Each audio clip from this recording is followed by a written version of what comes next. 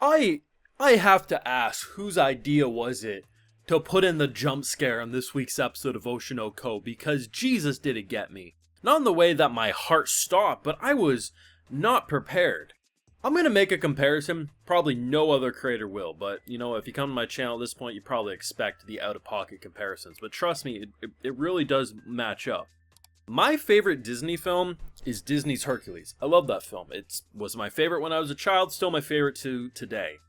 And there's a moment with Hercules when he's training, you know, he's getting pumped up, he's feeling like everything's good. That music is just like, it gets under your skin and makes you feel inspired. When Akane was going up against Kana, and we get that whole backstory sequence and learning exactly what it is, you know, learning why she worshipped her, why she felt disappointed. It's feeling like we're building up to like this moment where Akane's gonna inspire Kana and bring her out of her shell and like she's gonna do great things. And they abruptly cut with the music that sounds like it was pulled from Disney's Hercules. And I say that with every amount of compliment I can give. And it just is like, psych, bitch. And I'm like, what the what was that? I was not ready because it's not like we had 2 minutes building into that. It was like 6 minutes of backstory, and it just punches you. It's like, I don't know, man. Floyd Mayweather came in here and just knocked me off my feet. And I'm gonna be honest, this episode was on par with last week's episode, which is saying a hell of a lot. I do a full live reactions over on Patreon if you want some full and good thought to any of these Oshi no Ko episodes. It's going to be over there exclusively. So, fantastic.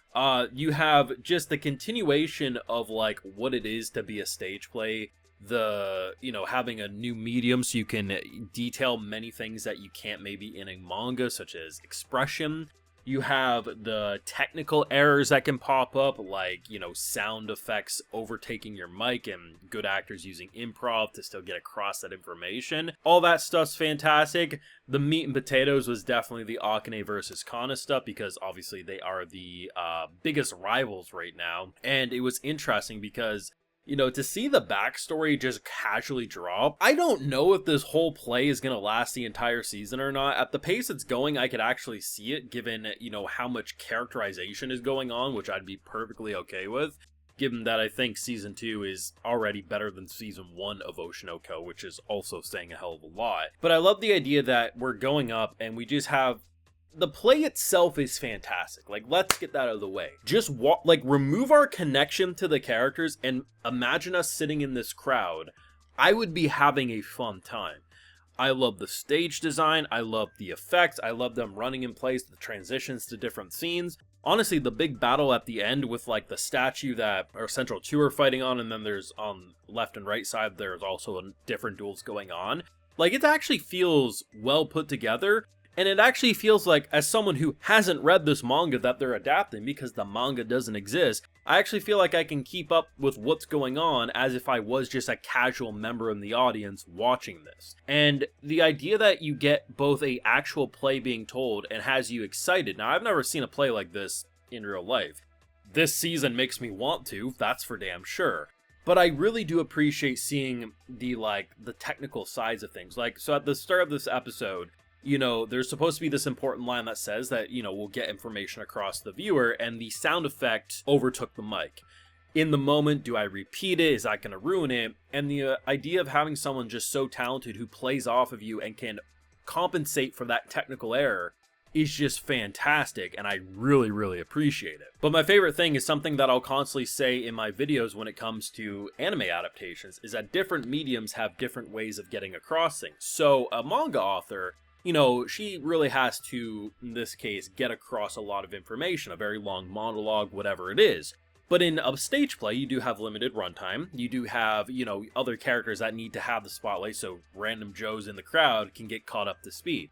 But the idea that such a short scene that was revised and improved on since the working with author and director, but the idea that her acting, her facial expressions, such simple moments can get across extra detail that wasn't explicitly said, but still gets across the same core message as her manga did.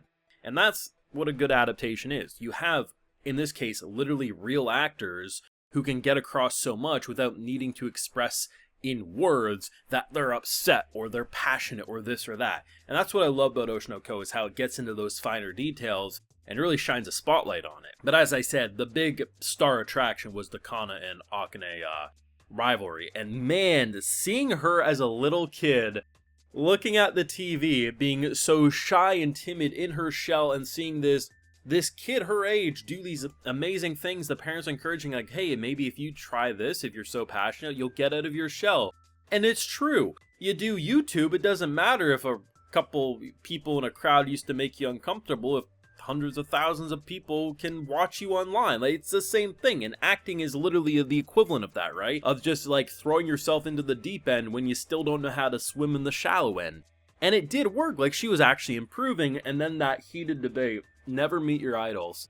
No matter which direction they would have went with that conversation, whether it would have been Kana was picked before and it was just really all for show, or Akane was picked all for show, no matter what, one of them would have been spicy at the start of that conversation. And just the whole idea that, you know, imagine growing up thinking like, you know, the talented person should be able to get it, like, we shouldn't rig competitions, and she's just, oh, that's not who she wanted to meet. But then, of course, as she grows up, she starts realizing that she was just scared of not being accepted, and she can actually understand where she's coming from. The fear of being left behind, not being good enough, and then the jump scare moment of like, that don't matter for shit. And I'm like, okay, this was not what I was expecting. And by the end of the episode, it seems like we're trying to be like, you know, as they say, she shines the brightest when, you know, she's the star, right? Like, she has the spotlight directly on her. But by the end of the episode, it's literally the opposite. She's seeing Akane do these amazing things, so she's pulling back and acting as like a piece of equipment, which is what a stage director wants, because in this moment it should be her scene to really thrive and do these amazing things. But of course, we know we're trying to encourage her to be more. So I don't know what they're gonna do. I don't know how they're gonna pull her out of her shell in this case, but it's gonna be amazing, that's for damn sure. This arc is only getting better. It's fantastic.